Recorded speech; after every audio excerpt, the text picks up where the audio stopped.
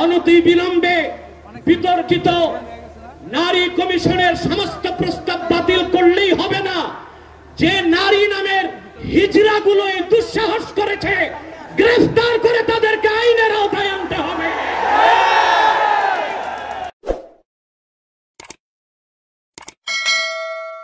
সম্মানিত সুধী, দুটো বিষয় প্রথমে আসে। একদিকে বিতর্কিত নারী সংস্কার কমিশন করে আমাদের অনুভূতিতে আঘাত দেওয়া হচ্ছে, আরেকদিকে মানবিক করিডোরের সিদ্ধান্ত নিয়ে স্বাধীনতার উপর আঘাত দেওয়া হচ্ছে। আমার মনে হয় বিতর্কিত নারী কমিশন করে আমাদের দৃষ্টি এদিক রেখে বর্তমানে মার্কিন যুক্তরাষ্ট্রের সাথে বাংলাদেশের স্বাধীনতা বিক্রির সওদাবাজি হচ্ছে কিনা সেটাও দেখতে হবে। হেফাজতে ইসলাম বাংলাদেশ শুধু দাবি করবে না, সকল মাসলাকের মানুষের পূর্ণ সমর্থন হেফাজতের প্রতি আছে। কারণ হেফাজত হচ্ছে বাংলাদেশে সর্ববৃহৎ ইসলামী অরাজনৈতিক সংগঠন।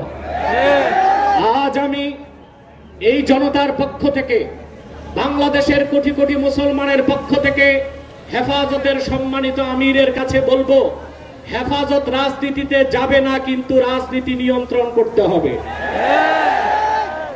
53 বছরের ইতিহাস আমাদের কলঙ্কিত।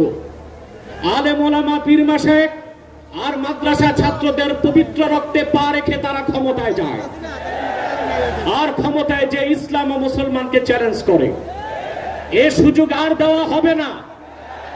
অনতিবিলম্বে বিতর্কিত নারী কমিশনের সমস্ত প্রস্তাব বাতিল করলেই হবে না। যে নারী নামের হিজড়াগুলো এই দুঃসাহস করেছে, গ্রেফতার করে তাদেরকে আইনের আওতায় আনতে হবে। আরেকটি বিষয় হচ্ছে, ডক্টর ইউনূসকে বক্তব্য পরিষ্কার করতে হবে। 16 বছর ভারতীয় আধিপত্যবাদের বিরুদ্ধে আমরা রক্ত দিয়েছি। সর্বপ্রথম সকল প্রকার শিরক, কুফর, রামবাম, নাস্তিক আর ভারতীয় আধিপত্যবাদ ও ফ্যাসিবাদের বিরুদ্ধে রক্ত উৎসর্গ করেছে শাপলা চত্বরে হেফাজতের আলেম ওলামা কর্মীরা। সেই আন্দোলনের আগ্নেয়গিরিতে 5ই আগস্ট ছাত্র জনতা আগুন ধরিয়েছে শুধু। অতএব আলেম ওলামাকে বাদ দিয়ে কোনো সিদ্ধান্ত মেনে নেওয়া হবে না। ডক্টর ইউনূস সাহেব পরিষ্কার করুন, মানবিক করিডোরের নামে বাংলাদেশকে ইন্দো প্যাসিফিক অঞ্চলে যুদ্ধের দিকে ঠেলে দিবেন না। আমরা ভারতকে শায়েস্তা করেছি। যদি আটলান্টিকের উপর থেকে কেউ আগ্রাসন করতে আসে, বাংলাদেশের প্রত্যেকটি মাদ্রাসা একটা ক্যান্টনমেন্ট হবে। সেনাবাহিনীর সাথে কাঁধে কাঁধ মিলিয়ে মাদ্রাসা ছাত্ররা দেশ রক্ষায় মাঠে নামবে। আগ্রাসী শক্তিকে বলে দিচ্ছি, আমার দেশের সবুজ লাল পতাকার দিকে যে চোখ তুলবে তার চোখ উপড়ে দেওয়া হবে।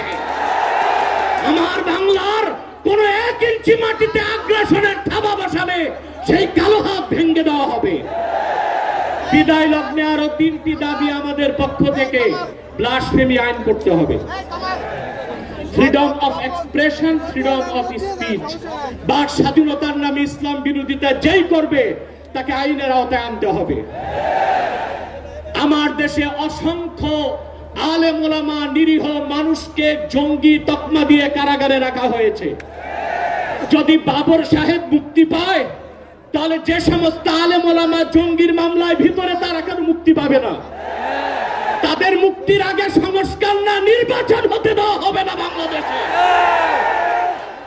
আমার 7ম দাবি, হেফাজতের পক্ষেই বাংলাদেশের সমস্ত মাসলাককে এক প্ল্যাটফর্মে আনা সম্ভব একটি দাবি আদায়ের লক্ষ্যে। সেটা হচ্ছে বাংলাদেশে কাদিয়ানীদেরকে অবশ্যই অমুসলিম ঘোষণা করতে হবে। হেফাজত যদি ডাক দেয়, তাহরিকে খাতমে নবুয়্বত সারা বাংলাদেশের মাসলাক আসবে। আমরা কাদিয়ানীদেরকে অমুসলিম ঘোষণার দাবি আদায়ে যদি জান ও মাল দিতে হয়, কারা কারা প্রস্তুত আছি? আখির দাওয়ানা আলহামদুলিল্লাহি রাব্বিল আলামিন। ওয়াসসালামু আলাইকুম ওয়া রাহমাতুল্লাহি তাআলা ওয়া বারাকাতুহু।